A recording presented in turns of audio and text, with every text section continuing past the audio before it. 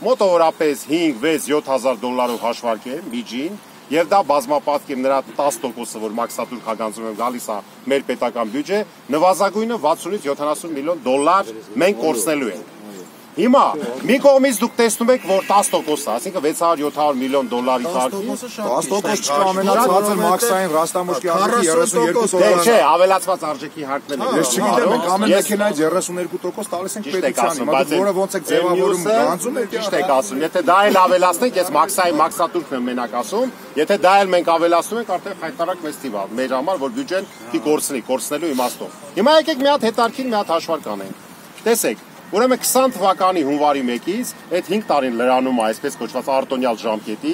եւ դուք իրավացի եք մեր հանձնաժողովի նիստում եւ ազգային ժողովի տարբեր հայտարարություններում այդ հարցը ես կառավարության առաջ բարձրացրել եմ, խոսել եմ փոխվարչապետի հետ, խոսել եմ էկոնոմիկայի նախարարի հետ, ավելին էկոնոմիկայի նախարարին հրավիրել ենք մեր հանձնաժողովի նիստին, եվրասիական եւ տարածաշրջանային ինտեգրման եւ ասել ենք, եթե հիմա այդ մաքսազերծումը փոխվում է, դառնում է ուրեմն խորանարդ մետրով շարժիչի հզորության, ուրեմն 7 տարի եւ ավել տարիք ունեցողները մինիմում 4-ից 4.5 անգամ թանկանում են։ 5 տարի տարիք ունեցողները ուրեմն 3-ից 3.5 անգամ են թանկանում։ Դա նշանակում է, որ դուք այլևս այդ գործով անիմաստ դառնալու չեք կարողանալու զբաղվել, գները բարձրանալու են եւ աշխատատեղեր են կորցնելու, հարկեր չեն գնալու, մաքսատուրքեր չեն գնալու։ Այսինքն ի՞նչ է դրա համար անհրաժեշտ։ Տեսեք, հələ որ մենք ունենք հիմա ապրիլ ամիսն է, ունենք մոտավորապես 8 ամիս ժամանակ։ Մենք կառավարությանը հստակ առաջարկել ենք եւ գրավոր դիմել ենք, որ արդեն Եվրասիական տնտեսական հանձնաժողովի կոլեգիայի նիստում, իսկ ընդդեղի պաշտոնյաների հետ ես զրույցներ եմ ունենում,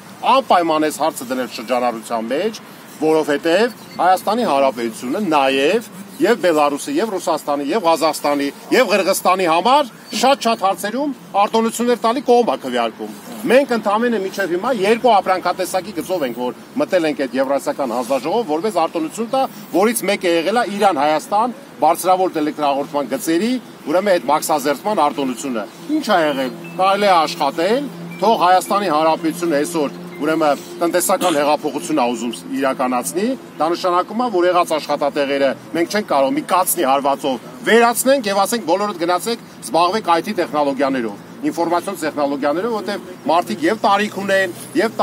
ուրեմն տասնյակ տարիների հմտություններ ունեն, որ իրանց ջանքը եռանդե էներգիան ներեն դրել այս հարցի առաջ։ Դրա համար ուրեմն մենք կառավարության առաջ պաշտոնական մայիս ամսվա ընթացքում մեծ լսումներ ենք անելու, որտեղ կհրավիրենք եւ փոխվարչապետին, եւ էկոնոմիկայի նախարարին, եւ ֆինանսների նախարարին, որտեղ մենք պայմանավորություն ենք ձեռք բերել, որ այդ հարցը շատ կտրուկ իրանք դնելու են։ Շատ կտրուկ դնելու են Եվրասիական հանձնաժողովի կոլեգիայում եւ հուսանք, որ լուծումներ կլինի։ Չեմ կարծում առանձնապես, որ ճիշտ է, ասենք կան երկրներ, թե որ ավտոմեքենաներ են արտադրում, բայց չեմ կարծում, թե Հայաստանին իրենք սա քաղաքական հարց պետք է լինի։ Սա բացի տնտեսականից Հայաստանի նկատմամբ վերաբերմունքի քաղաքական հարց եմ ես դիտարկելու եւ մենք հետամուտ ենք լինելու, որ դուք եւ տասնյակ հազարավոր մարդիկ, ովքեր զբաղված են այս հարցով, իրենց հացը, իրենց վաստակը չկորցնեն։ Այո, ասեմ։ Ուրեմն տեսեք, ես ասեցի, երրորդ երկրներից Հայաստան, այսինքն արդեն ԵԱՏՄ տարած, ներ են մուծվում ավտոմեքենաներ։ Արդեն ասեցինք, որ 100,000-ը այս տարի անցնում է։ Այս ավտոմեքենա արդեն անցել է։ Եվ դրանց մի մասը գնում է նաև դեպի Ռուսաստան եւ Ղազախստան, որտեղ այստեղ հարմար է։ Այսինքն մաքսազերծումը 10% է, այնտեղ այդ շարժիչի այո, եւ մեր պետական բյուջեն շահում է։ Երբ որ մենք արդեն 20 թվականի հունվարի 1-ից հասնենք այն մաքսազերծման կանոնին, որը գործում է նաև Ռուսաստանում, Բելարուսում, Ղազախստանում, արդեն ասեցի, որ կտրուկ կբարձրանա, ասում եմ, 7 տարի եւ ավել տարիք ունեցողները 4-4.5 անգամ, 5 տարի տարիք ունեցողները 3-3.5 անգամ։ Հաշվի առնենք այն հանգամանքը, որ նաև բացի այն, որ ներ են կրում, տաքսիների մեծ մասը, դրանք նոր ավտոներ չեն, որ 1-2 տարվա, որոնք էլի թանկանալու են, այդքան չէ, բայց էապես էլի կթանկանան։ Ուրեմն այդ ավտոմեքենաները, ուրեմն նաև տաքսիների համար, տաքսիների ավտոպարկի համար մեծ հարված են լինելու։ Այնպես որ ես ուրեմն մենք վերաբերում ենք հարգանքով, այդ հարցը մենք բարձրացրել ենք ձեր հարցադրմանը եւ պարտավոր ենք, ոչ թե դուք պետք է, մենք ես գտնում եմ, որ մենք падգամավորներս պարտավոր ենք կառավարության առաջ այս հարցը կտրուկ դնենք, թող գնան բանակցեն եւ նաեւ չեմ փակցնում, այս հարցը ես բարձրացրել եմ նաեւ մեր հանձնաժողով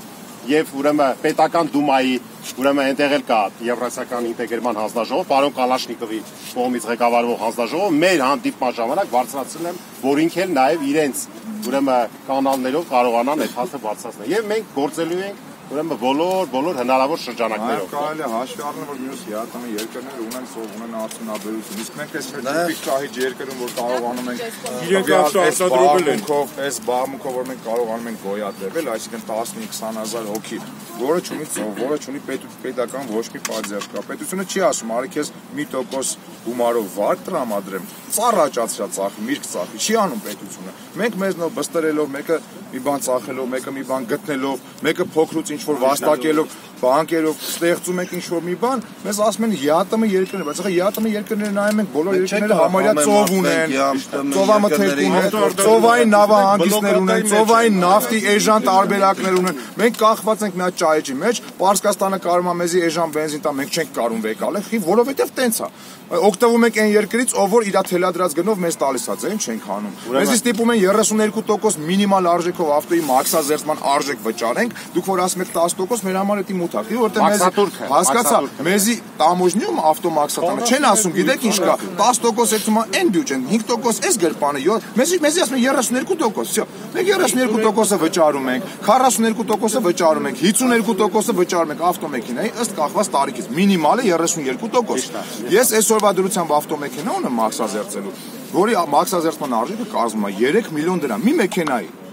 Հիմա եթե փոխվեց 20 թիվ, այդ մեքենանից վաճառելու մեջը կամ 500,000 դրամ շահույթ կստանամ կամ չէ։ Հիմա տենանք ես շահեցի թե պետությունը 3 միլիոն մաքսազերծեցի 500,000 դրամ եկամ։ Հիմա պետությունը ինձ ասում է 500,000 դրամը որ կա, այդ 500,000 դրամը փոխարեն всё, դու պետք է արդեն առնես 10 միլիոն։ Պարզապես ուզում եք այդ մարդիկ որ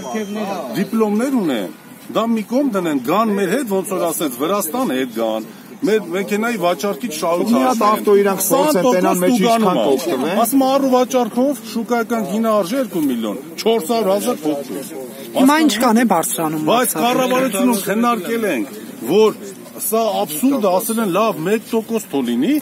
ուղարկել են ազգային ժողով, որ քննարկեն։ Ինքը նորից մեզ նամակ է ուղարկում։ Հիվանդ են, պարապ մարդ։ Նոյեմբերին ուղարկեց, չգիտեմ ինչու։ Մի հատ էլ հիմա է ուղարկում։ Գրած է 20% դու գանված եք, 5 մեքենա բերել ես 10 միլիոն դրամ, 2 միլիոն դրամ տուն ես։ Ու զգուշացնում է, ամսի 20-ից հետո հարկադիր ուղարկի գործերը։ Հասկանում եք, ես ամեն արդեն 3 ամիս է զսպում եմ այս տղաներին, պարոն Օսիպյան ամեն անգամ զանգում է, Շվեյցարիա ենք, Ավստրիա ենք, հեսա խոսում եմ, հեսա կհանդիպենք վարչապետի հետ, 3 ամիս է ավտոշուկան ուզում է շարժվի դեպի նստավայր, պարոն Փաշինյանի։ Բայց դուք որ մասն եք չարաշահում, որ դուք անվում եք։ Ոչ մի չարաշահում։ Մեզի օրենքով ասել են մեկ հատ վաճառք կարող եք անել, մեկ նվիրատվություն։ Արել ենք մեկ վաճառք, մեկ նվիրատվություն։ Հիմա նվիրատված մեքենա, որ նվեր ենք, ըստ իրանց պահանջի, ըստ իրանց օրենքի այդ եմ ասում։ Իրանց նվիրած նվերը, որ մենք իրանց օրենքով, իրանց թույլատրածով արել ենք, շուկայական գին են նայել այդ մեքենային, ենթադրենք արժե $10,000, շուկայում այդ մեքենա։ Իրանք մեզ ասում են $2,000, այս նվիրած մեքենայից 20%, այսինքն շուկան $10,000, $2,000 բեր վճարի պետբյուջե։ Մենակ նվերը չի, ընդհանրապես երկրորդ մեքենայից ուրեմն վճարում ես 20%։ Մենք ստիպված մեզ դրթում են ապօրինությունների, մենք սկսում ենք անձնագրերով մարդկանց անունով բերել։ Հիմա էլ իրանք ասում են, եթե դու անձնագրերով բերում ես մի 10 հոգու անունով, ուրեմն դու ձեռնարկատեր ես, քո գույքի 50%-ը պիտի վճարես։ Պատկերացնում ես, ինչից են խոսում ես մարդիկ։ Հիմա արդեն հասկացրել ենք, բացատրել ենք, դաստիարակել ենք, որ պիտի գանձեն ոչ թե 20%, այլ 1% կամ ինչ որ հաստատագրված վճար, էլ ինքը նամակ է ուղարկում։ Ուղղակի ես նամակ է ուղարկում։ Նախկինում ինչքան էր Սարգսյանը դուրս եկավ հինվար ամսին։ Նախկինում ինչքան էր, հիմա ինչքան է դարձել։ Կանչի ասի, Պեկից չի տենում, փող վարչապետը էս կադրը չի տենում։ Փողա պետք բանին Անանյանի, այսօր Փաշինյանի իրավիճակը հասկանալի է, տղեր, ծանրաբերված է։ Բոլորս եթե մեր գործերը մի քիչ ավել անում, սաղս է ծանրաբերվում են։ Բայց այս կադրները ես չեմ հասկանում, ուժելի լուրջ մարդիկ չեն տենում, ավելի կարևոր առաջատար մարդիկ տենան, որ այս մարդկանց ասեն, հələ մտ այս մարդկանց գնացեք լսեք այս հարցերը, ձեզնից խելացի լիքը միտքեր ու ծրագրեր ունեն։ 6 միլիոն Մարդկանց լսեք, մարդկանց կարծիք, այսօր մեզ մարդկանց խոսում ենք, ասում ենք այս 20 թիվը վերջանում է, տեսնենք ինչ անենք, մարդիկ ասում են ինչ ես խոսում։ Հա, այդ եմ խոսում։ Դուք ինչ լուծում եք տեսնում։ Լուծում է, որ մենք լուծում կանենք, կտեսնենք, որ 20 թիվը գոնե մինիմում պետք է երկարացնեն, ուրիշ վերսա չկա։ Ես տեսնում եմ, որ մի 5 տարի պետք է երկարացնենք, քանի որ մեր երկրի վիճակը կարգա վիճակում է, խոսում եմ, այդպես ջան, խոսում։ Ահագին հավաքվեցինք, որպեսզի գնանք, կարողանանք ինչ-որ հարցի լուծում գտնենք։ Նայիրի Սարգսյանը վարչապետի աշխատակազմից իջավ, ասեց հին պարտքերը, որոնք որ 20%-ով ակտեր է ուղարկվել, ջրվելու է, դրանք հեչ է լինելու, նոր օրենք ենք մշակելու։ Այդ օրենքի գործող ուժի օրվանից նոր սկսվի արդեն հարկատեսակներ, որ ավտոգործանողը իմանա, ինչի դիմաց ինչ է վճարել։ Ուզում ես արա այդ գործը։ Դրանից անցնում է 10 օր նույնիսկ նամակ է գալիս։ Ուրեմն հասկանամ Դավիթ Անանյանը։ Մենք դեռ ոչ մի չենք վճարել։ Ում վճարենք այդ փողը, այս հավատալու։ Ամեն ավտոյի միլիոններով մաքսազերծում ենք վճարել։ Մենք ոնց որ տունը ստացել ենք, մեր դուրը ծեցեն, ասեն 5 միլիոն վճարի։ Դուք եք կվճարեք։ Հենց հիմա մի հատ անցորդ գա, ասի քուրիկ ջան, դու 2 միլիոն պարտք ես, վճարի, կվճարեք։ Անկեղծ էլի։ Այդ աբսուրդա չէ։ Խոսքի օրինակ $1000 մաքսային գումար ենք վճարել։ Մի հատ գալիս ասում մի հատ էլ 2000 պետք է տասնով ծեծում, բայց գիտա։ 200000 չես առել ավտոյի մեջ որ դու։ Ասում եմ 6 միլիոն եկել այ ախպեր, տունը 6 միլիոն նամակ ունի։ Մինչև հունվարի 1-ը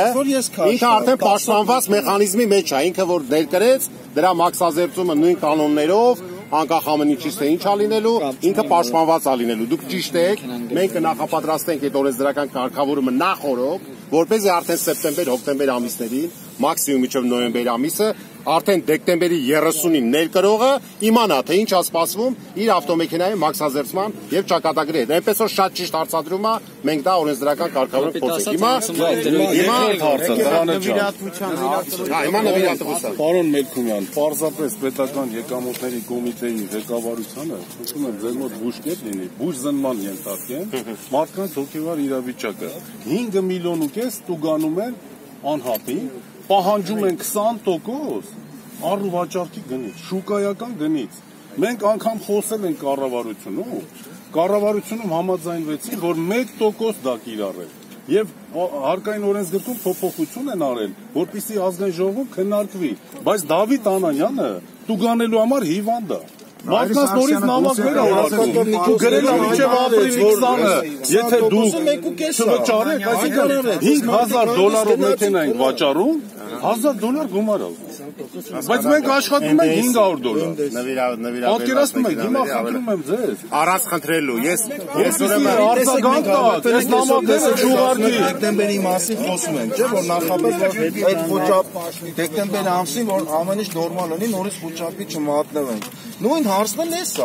Այսինքն իրանք օրենք են կիրառում, այն նախկիները ոնց է հունվարից հունվար տեղեկացնում էին մարդկանց։ Այս մարդկանց ոչ մեկ տեղեկացված չեն էլ, միլիոններով տուգանված են, միլիոններով։ Այսինքն մեր հայազգի վիճակը մենք որպես հայազգ ենք վերցնում, հայազգի վիճակի մեր օպերատորներն էլ կարողան աշխատենք։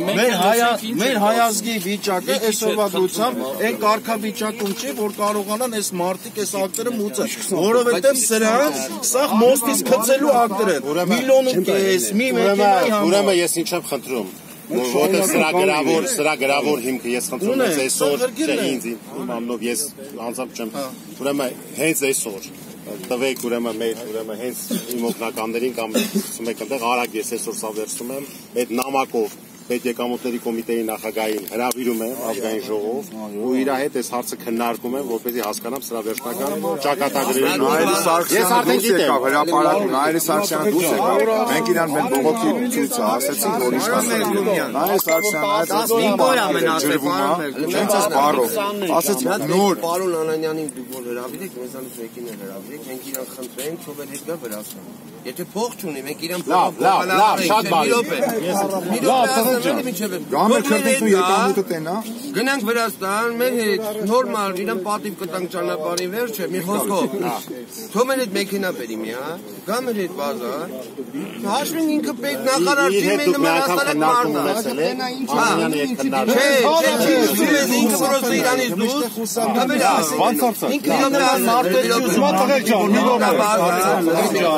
մեր հետ մեքենան ծախի ու մի հիմար դեպի դիրանք 20% բան ուղարկի։ Ասա պրեսա 20%-ը պետք է դու։ Լավ, հասկանալի է։ Դրանք ինքը ո՞նց հասկացա, արդեն շարունակական հարցերը շատ են, համակցում մենք Գժվությունին նրա օրենքը նամակական է։ ներկայացուցիչներով զանգենք ձեզ եւ շարունակենք մեր հանդիպումները։ Առանց հանդիպումների ոչ մի հարցիլություն չի լինի, որովհետեւ ոչ մի նախարար ամեն մի գործի նրբություն ու բանը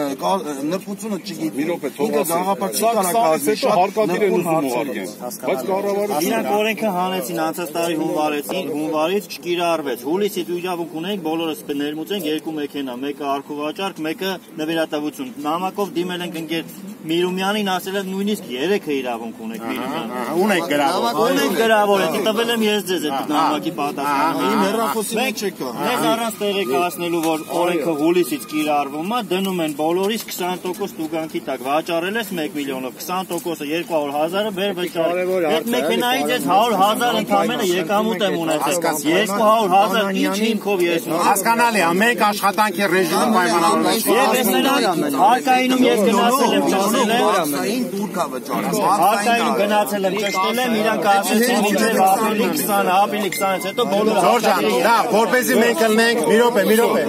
հատ լսեք, որպեսզի մենք լինենք կոնստրուկտիվ, ուրեմն ես հենց այսօր հիմա գնում եմ ինձ մոտ, զանգահարում եմ, խոսում եմ այսօրվա ընթացքում, պայմանավորում եմ, թե ոնց ենք անում, ես մի շաբաթով բացակայելու եմ, շաբաթ օրվանից մինչև հաջորդ շաբաթ օրը լինելու եմ միջպարլամենտական միության, հետո Ստրասբուրգում միջխորհրդանը Եվրոխորհրդանի լիաժողովն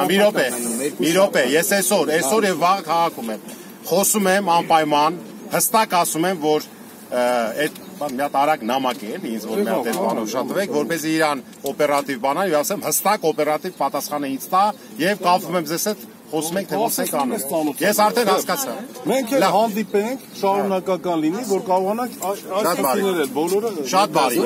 Ու հստակ դու ովքեր եք որ Մենք ավտոնետրողներ ենք, ես ավտոնետրողների միության նախագահն եմ։ Տիգրան Օվանյանի մասը որ բանը միջև բավարարվածում եք պատասխան։ Այո, բավարարված։ Շարունակական քիներերը շարունակական քննարկման են։